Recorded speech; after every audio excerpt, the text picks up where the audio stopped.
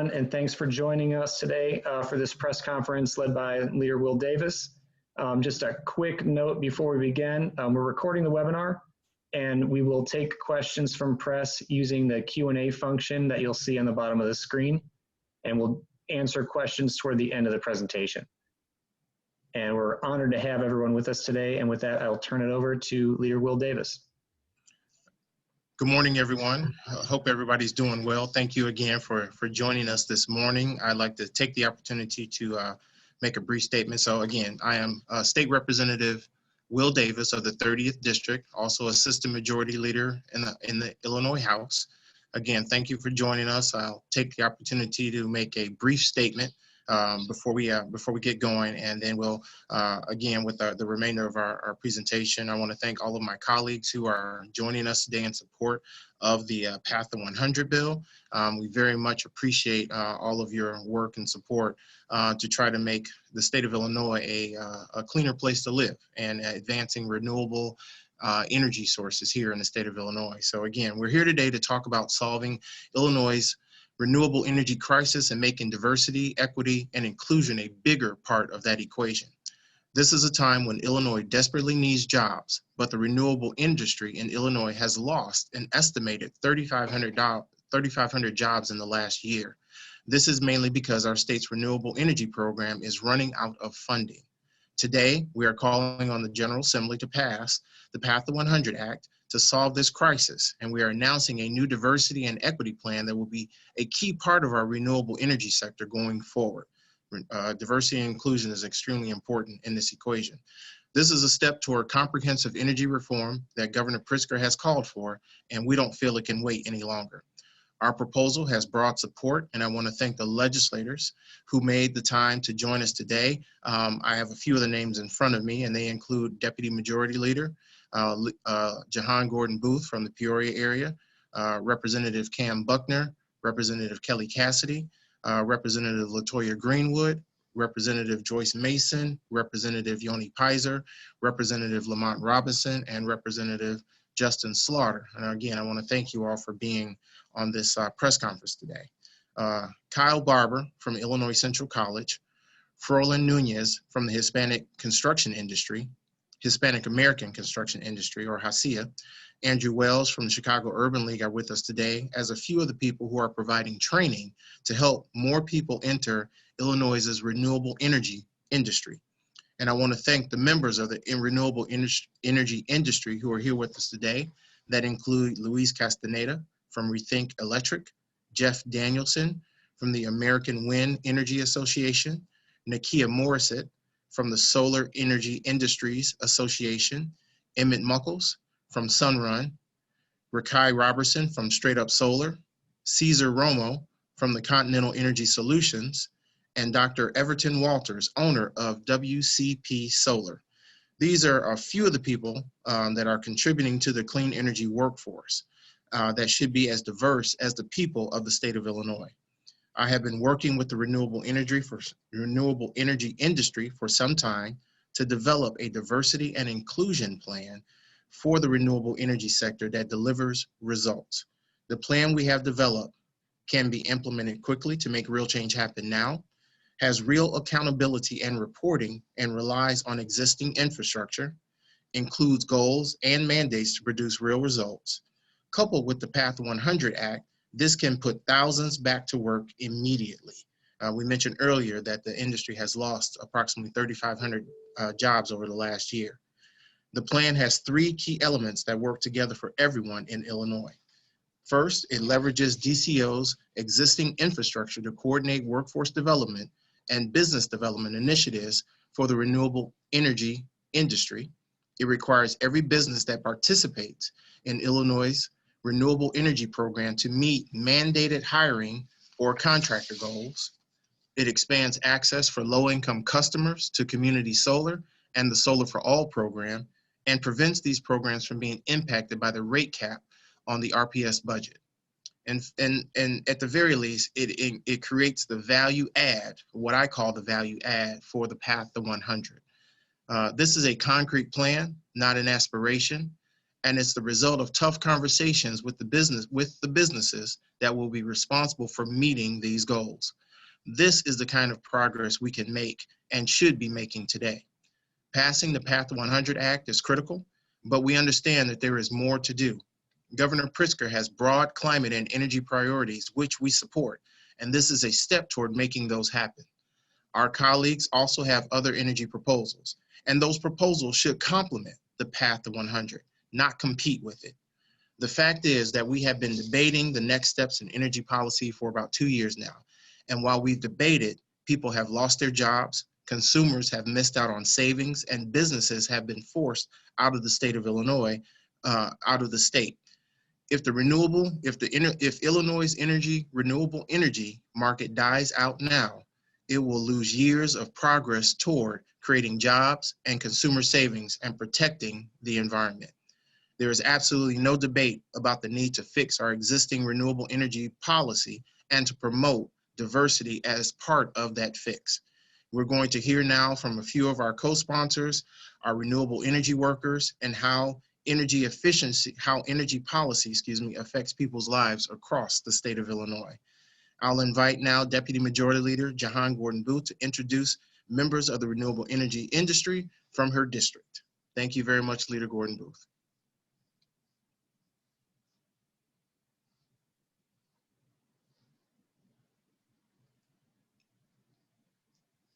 Leader Booth? I think you're on mute, Leader Booth. You're right. Thank you for that.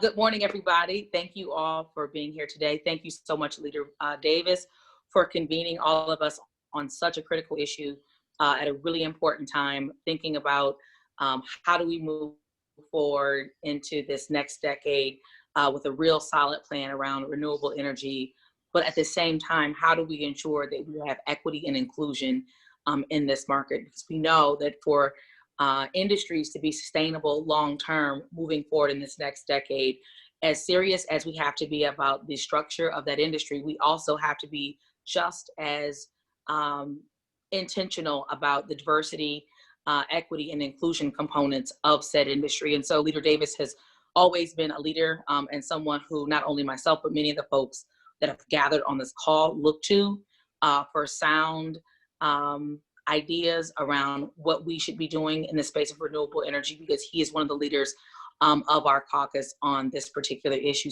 So I want to thank everyone for being here today on such a critical and important issue. But I have the honor and pleasure of introducing two individuals from my district, Rakai Robertson and Kyle Barber, who have been involved with solar since the passage of the FEJA policy.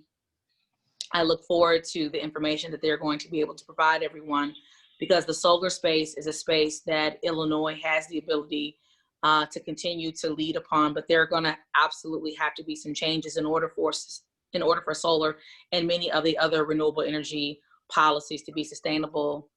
In order for it to be sustainable long-term, we're going to have to continue to tweak and mold these policies into something that is actually able to be actualized by our constituencies. And so with no further ado, I want to bring to the forefront two folks from my district, Rakai Robertson and Kyle Barber.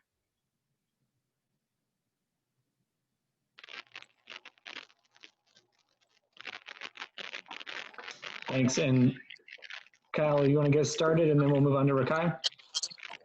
Sure, my name's Kyle Barber. I am the solar instructor for Illinois Central College.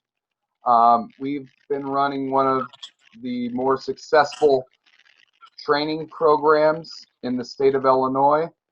I've trained almost 100, probably over 100 individuals that came with zero background in the solar industry.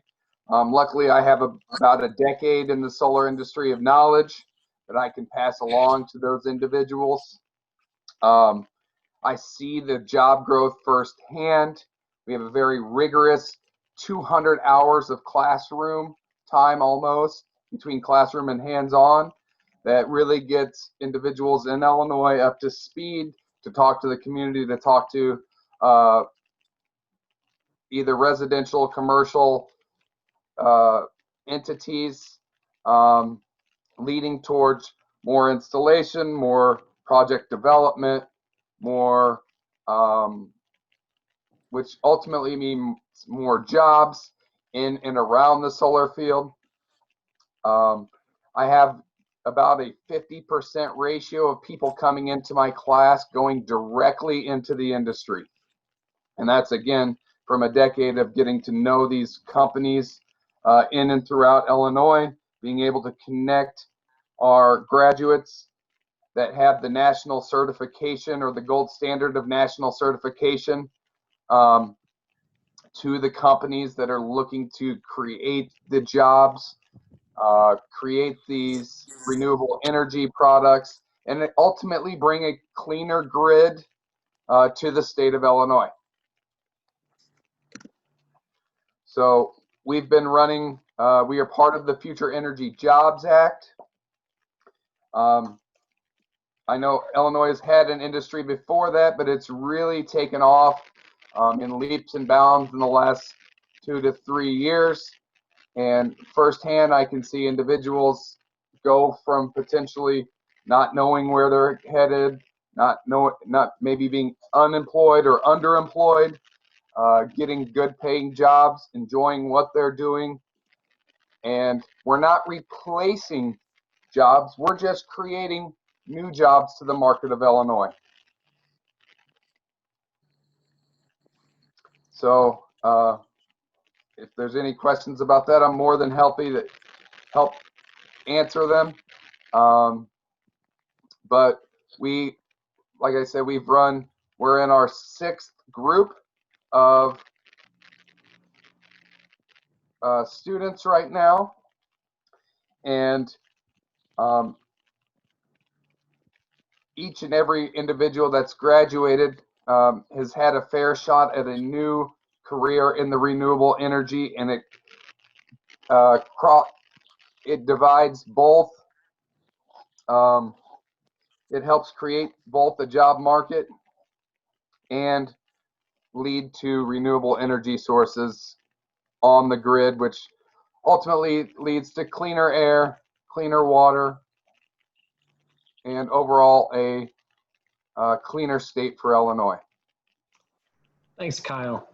And then Rakai is a person who's been through the training program that Kyle teaches. And Rakai, are you, can you share a few words with us? Yes, of course. I'd first like to say thank you, Jehan, Gordon Booth, for that introduction. I'm very honored to be here. I also want to give thanks to Shannon, Kyle Barber, and Jobs Partnership for, without them, none of this would be possible. And then just thank you, everybody who's listening.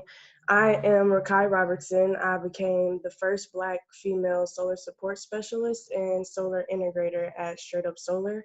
Solar support specialist is the first contact with the customer, and solar integrator is the ending process, which is when I install the solar array on their home or property. If you don't mind, I have 3 questions to answer, and then I'll get out your way. The first one being, what made you want to get involved in the training program? So I was at a point where I was discouraged about working. Then a friend of mine gave me a flyer for the solar boot camp. He said, you get paid for taking classes. And I just lost my job unlawfully. So I'm like, okay. And keep in mind, I had no idea what a solar boot camp was. So at the solar boot camp, I met my awesome professor, Kyle, who broke down what solar is, what it can do, and what we can do after we graduate from the program. He had real life models to show us, and he had over 10 years of experience, so he seemed legit. The second question I have is what the experience was like and what your job is like now. So my experience was pretty rough mainly because of COVID, but it was rough but necessary. Every trial I went through made me who I am today. And my job now, if I had to choose some words, I'd say it's unlike any other. My job, they have clear values and morals within their company. They're so inclusive. The entire company is a family. We eat together, we plant trees, we volunteer together. We even have a JEDI program focusing on overcoming racism within the workforce.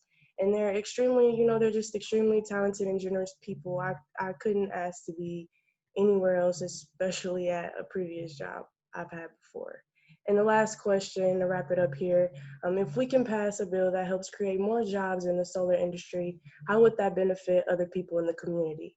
So you'll give people like me hope and opportunity. You don't understand, my mind frame went from, man, I'm gonna work hard and barely make ends meet for the rest of my life, to now I have a retirement plan and a savings account. And every time I'm on my way to a project to install solar, I feel less like a person and more like a hero, because I'm doing something that contributes to saving my planet, my community, my people. And just looking back on how I got here gives me a reason to actually be proud of myself and just to be a leader, the leader that I was meant to be in my community. So with that being said, I am extremely, extremely grateful for this program, and thank you everybody for listening. Thanks so much. We are having a little technical difficulty with Representative Lamont Robinson's participation. I know he's on and having trouble connecting. So Leader Davis, would you take a second to introduce Andrew Wells from the Chicago Urban League, the Director of Workforce Development? No, actually, I think you just did, but we'd like to welcome Andrew Wells from the Chicago Urban League to offer a few comments and work that the Chicago Urban League is doing in this space. Thank you. Good morning to everyone. I hope you and your loved ones are well and maintaining throughout this pandemic. I have to admit, I'm starting to get a little restless here. Yeah, I want my life back, but you know, working through it. Thank you, Leader Davis and Representative Robinson, who's having some technical difficulties, for allowing the Chicago Urban League to have a voice. It's great. As most of you already know, we are an organization that stands for economic empowerment. What's at stake for us are thousands of newly created jobs, business opportunities, and solar energy access. To give you an idea of just how important this matter is from a workforce development standpoint and the impact it has had on communities of color, I would turn it over to my colleague real quick, Karen Youngblood. She has project managed Chicago Urban League's entire solar project, standardized curriculums, got to become an accredited training unit. So if Karen can quickly just talk on that. Good morning, Andrew, and thank you for including me in this conference call with the press, and thank you, Will Davis, for taking this lead as leadership to pass this bill. This is a critical bill to keep continuity of job development going forward. The Chicago Urban League thus far have had 4 with 24 starting. Of course, there's natural attrition, but out of this, we have over 80 that have completed a 12-week program that have 7 portable certifications to go anywhere in the United States and work. In addition to that, they do test out for the North American Board of Certified Energy Professionals, NAVCET. This is valuable certification.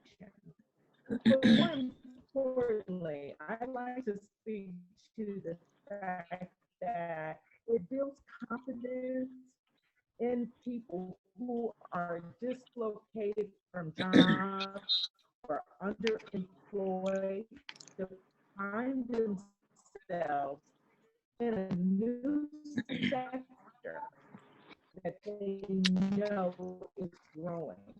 Hey, Karen. A lot of our jobs have not gone overseas.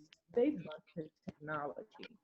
And Karen, I'm sorry, we're having a little bit of trouble with the audio. Is the host for a lot of jobs that have the infrastructure to build out our economy in the state of Illinois, that will have jobs to produce that will have sustainable living wages. It's critical that Excuse this me, Karen. legislation pass. It's critical that we, have the renewable energy credits that our families and our communities can enjoy, to have solar in their home or on a commercial business or nonprofit. We started a good thing. We must keep moving forward. Out of this program with the Chicago Urban League, we even buy their tools for them, because we know that coming on a work site, if you don't have your tools, you're going to stand around and look. Yes.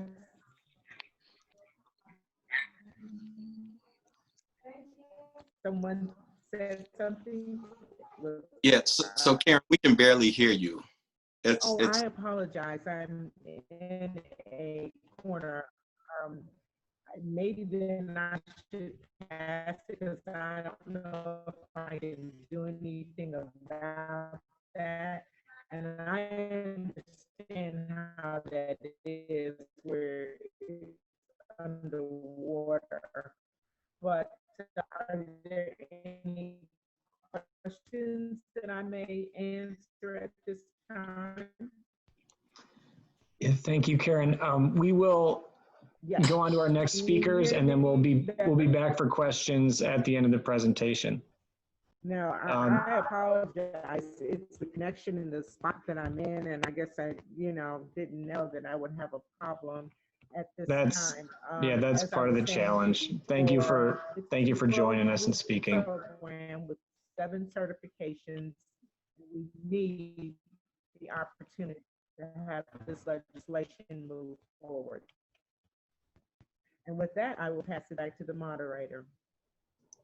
I apologize. I am in a University of Chicago hospital in a, at a meeting here.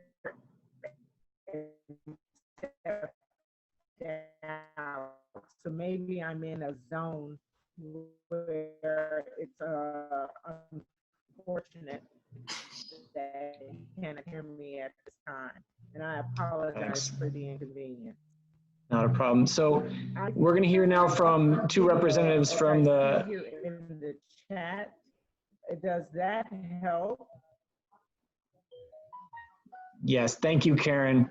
We're going to turn it over now to Jeff Danielson from the American Wind Energy Association. Thank you, Peter. I'm Jeff Danielson, the Central States Director for the American Wind Energy Association. I cover 11 states in the Midwest. On behalf of AWEA, the American Wind Energy Association, in support of our member companies, we're proud to stand alongside Leader Davis and his colleagues in the legislature as we usher in a new era of energy policy, marked by opportunity for all, with a focus on diversity and inclusion. Fixing the clean energy funding crisis goes hand in hand with creating careers that open up opportunity for all, a win-win for Illinois. Leader Davis recognizes that passing Path to 100 is job number 1 when it comes to securing a vision of a clean energy future that's inclusive, diverse, and prosperous. Up to this point, pre-COVID, AWEA's member companies in Illinois have created nearly 9,000 jobs, invested nearly $11 billion total, paying about $49 million every year in state and local taxes, along with nearly $37 million in direct annual lease payments, private landowners. Post-COVID, with the passage of Path to 100, Our member companies are ready, willing, and able to create a clean energy economy in Illinois that we can all be proud of. On behalf of our member companies, WIA wants to thank Representative Davis for his leadership in being a champion for this cause.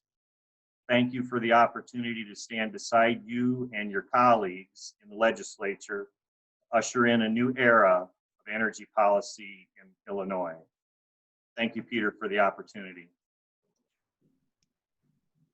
Thanks. And up next, we have Nakia Morissette from the Solar Energy Industry Association.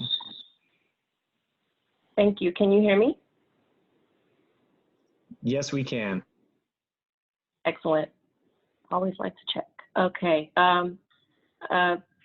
Thank you all for attending this event. I want to give a special thanks as well to all the past 100 sponsors, and especially Leader Davis for your consistent and steadfast efforts to ensure the renewables industry continues to expand in Illinois. As Pete said, my name is Nakia Morissette. I am Central Region Director and Counsel at the Solar Energy Industries Association. And SEIA is the National Trade Association of the solar industry. We represent over 1,000 member companies and 250,000 employees across the nation that promote, manufacture, install, and support the development of solar energy. And we do that by championing the use of cost-competitive solar in America, building jobs and diversity, removing market barriers, and educating the public on the benefits of solar energy. The solar industry is a budding but very promising industry that is poised to lead the nation in its transition to clean energy. We're committed to boosting Illinois' economy, particularly in this time when it is needed the most. The PASTA 100 legislation and the addition of this diversity and equity plan can be a solution for the state as it seeks to revive the economy. And this is also an opportunity that we as Illinoisans must seize to integrate equity principles into the industry in this early stage of development. The renewables industry is strongly supportive of Governor Pritzker's principles to create a clean and renewable Illinois economy, and we're committed to making our workforce as diverse as our state and ensuring that all families can take advantage of clean energy savings. But these advances won't happen if our industry goes out of business. As Leader Davis pointed out earlier, 3,500 jobs have been lost in Illinois since the unfortunate COVID-19 pandemic hit.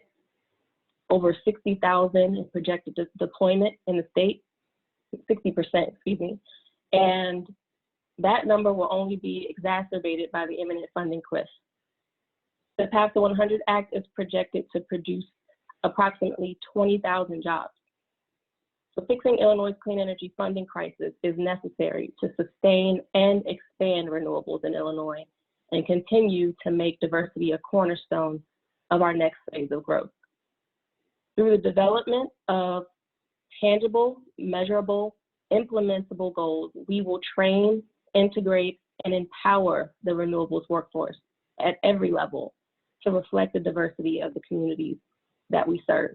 And we understand that this is a first step in what will be more discussion about what works for Illinois to make this happen.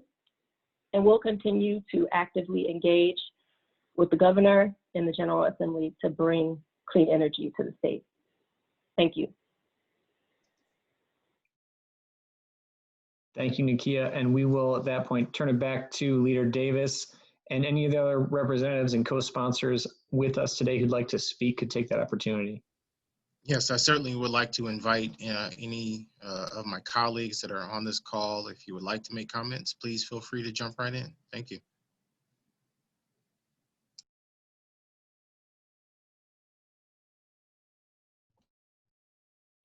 Good morning, everyone. Just want to thank you, Leader Davis, and then to all of my colleagues, great to see you, and thank you for your advocacy and efforts, but then also to all the stakeholders here with us today.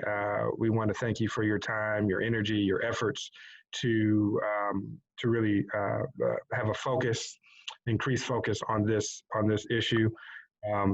As you know, not just here locally, but all across the country, we've been talking about social justice. And one of the things that have came out of that is now kind of a new term, environmental justice. And this is only fitting that we talk about clean energy and this initiative and how that fits into that. As vice chair of the House State Government Administration Committee, we often focus on diversity and inclusion, not just for this industry, but for all industries. I see Representative Buckner, Representative Robinson, who's done a lot this year in that regard. Of course, Leader Gordon Booth and Leader Davis have always done such a tremendous job in this space. It's something that we want to continue to look at, especially not just for traditional industries, but also for some of the more contemporary industries, whether it's cannabis. I see State Rep Kelly Cassidy on. Hey, Kelly. But whether it's cannabis, whether it's solar and clean energy, we certainly want to make sure that we're at the forefront in getting ahead of diversity and inclusion issues with some of these newer, more contemporary industries that are coming on board in our state. So just want to thank everyone, proud of everyone for their work, and looking forward to continuing to work with everyone. Thank you.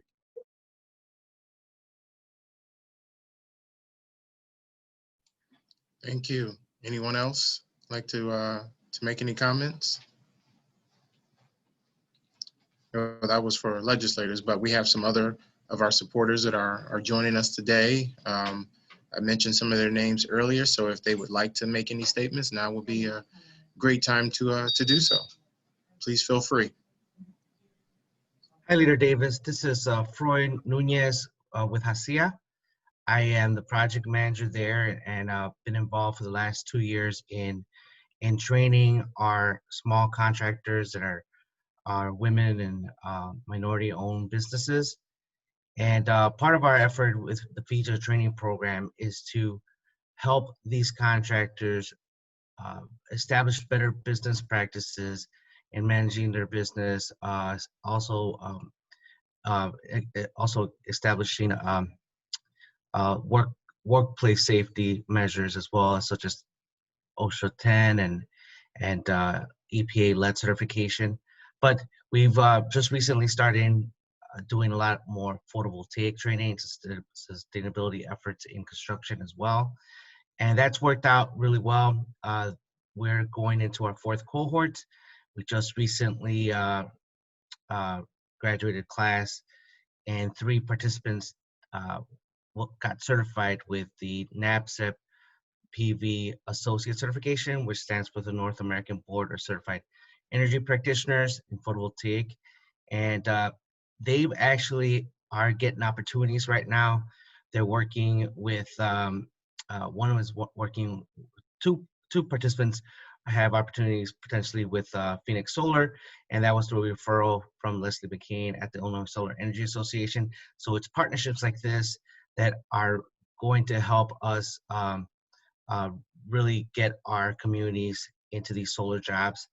And one of the things that I really appreciate about the Path to 100 is that it really touches on the fact that we want to hold those in the solar industry accountable for diversity and inclusion in the hiring and contracting of a diverse workforce. So with that being said, I, on behalf of HACIA, and me personally, we appreciate Leader Davis in helping this legislation hopefully pass. And because of COVID right now, we have a lot of challenges aside from the funding efforts, and it's costing a lot of jobs in the solar industry. And we know that there is a demand for solar, and we know it's here, and Illinois has been really behind in the times.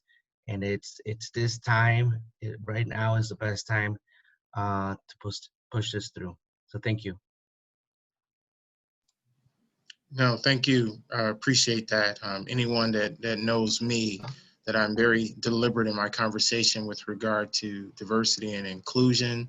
I feel there's opportunities to do that across the board, no matter what we do. And I think as Representative Slaughter and Nakia both mentioned, that this effort, this is kind of a new space. And so when you have an opportunity in a new space, you want to walk into it, trying to do everything possible to make sure that everyone who has access, and opportunity to grow in this new space, whether it be through training, through being hired to work on various projects, and even with contractors, creating opportunities for contractors to do this in this new space. I think it's extremely important. And for me, again, I always have this thing about value add, is that when we are working with our constituents, trying to advance certain types of things, they may not understand all the policy implications that come along with something, but what they do notice is what they can see, what they can visibly see. So as we expand our efforts into urban communities and work on areas and work in communities and do rooftop solar and some community solar projects, based on where you are, they like to see the workforce representative of the community in which these projects are taking place. So in a new space, we have a unique opportunity to walk in the door about what we want to do and how we want to do it. Creating the mandates, and we know we don't like mandates, but this is one of those spaces that we have to push real hard to make sure that we get the inclusion that we all desire. So thank you for sharing those thoughts with us. And again, is there anyone else that would like to make any comments before we take any potential questions? Yes, good morning, Leader Davis and all. This is Luis Castaneda. I'm with Rethink Solar, and I just want to thank everybody for the invitation to this conversation, and I'm very proud to say that we're on our way back from the pandemic stall, or the little hurdle we had to get past. First, I'd like to elaborate on a little bit about myself. I also went through a training program. I went through OAI, which is Opportunity Advancement Innovation, and I did a number of trainings. The main reason I got into that program was actually because it provided training for minorities in the Chicagoland area to get integrated into the solar industry. So I'm thankful for that, and I am now currently a foreman on the job. I supervise and I lead jobs. I also introduce and carry out site safety plans that we implement whenever we do a new residential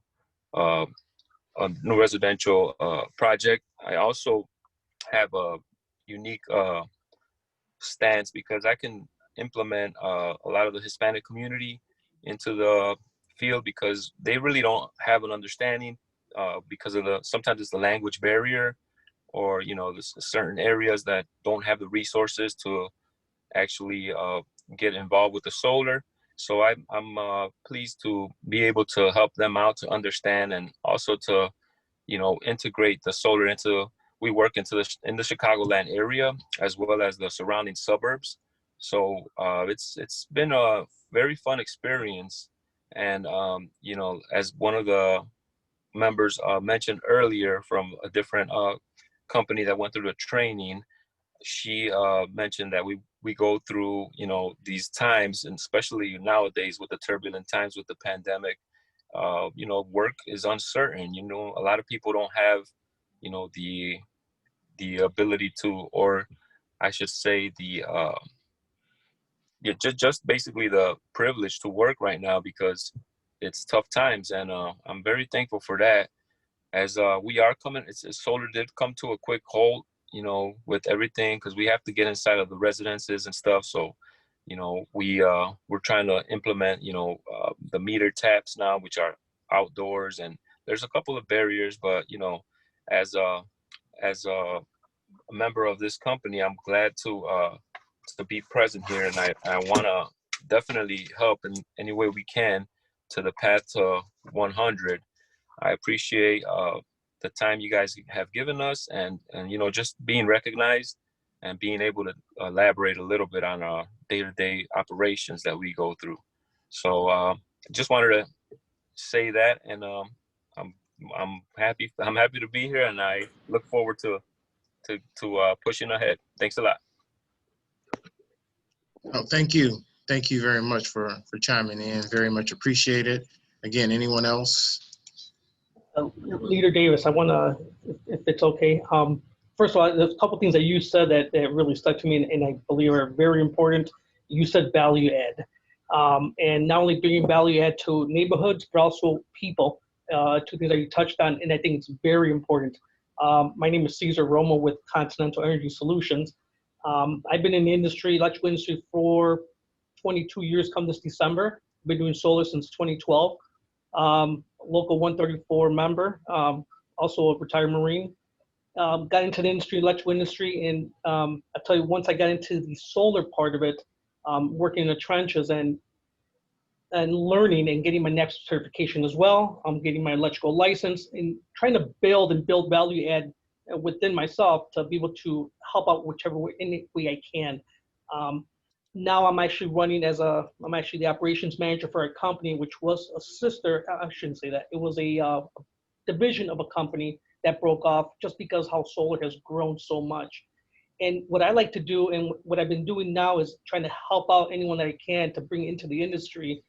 I also teach at the local apprenticeship school and night classes to help people build that resume and build that knowledge into solar as well. So I was teaching 2 nights a week to be able to spread the knowledge wherever we can, because we need more help. We need to have the resources to grow this. I see this personally with a lot of the commercial projects we do throughout the state. It is growing, and the more we can teach people to do this, just jobs are immense in this industry. And it's such a small-knit community that we all know each other, and I love everyone that I see here. We need to help each other out, and this is so important for the state. And I've seen it firsthand. It's helped me. It's helped me with where I'm at right now, and build my resume. And I know that a lot of people can do this, and we just need to spread the word. So I'm really excited about Path to 100. We need to get the word out there. We need to help, and there's a lot that can be done, a lot of jobs that can be produced with this as well. And I'm seeing it, and we're always looking for more people. And it's a great industry. So I appreciate all that you've done, Leader Davis, and I said I'm looking forward to helping us out in any way I can. Thank you very much for that. Thank you. Again, if anyone else would like to make a comment, otherwise, if there are any particular questions that we need to address, we'd be more than happy to do so at this time. Is that okay, Peter, or did you have something perfect. else? No, that's great. Thank you.